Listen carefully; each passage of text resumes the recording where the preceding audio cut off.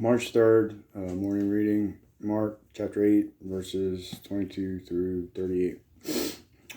Jesus heals a blind man at Bethsaida.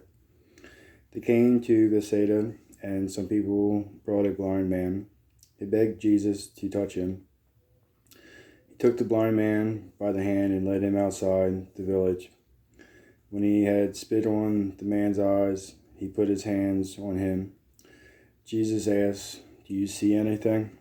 He looked up and said, "I see people.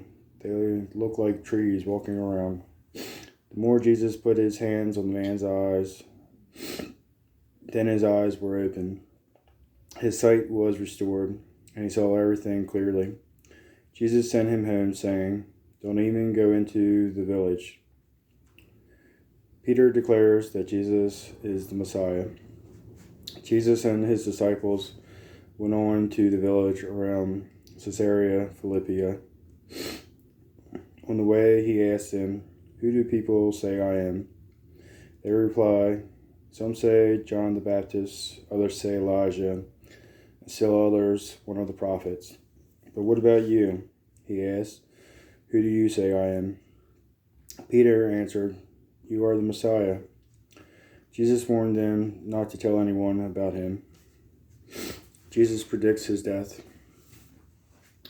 He then began to teach them that the Son of Man must suffer many things and be rejected by the elders, the chief priests, and the teachers of the law, and that he must be killed and after 3 days rise again.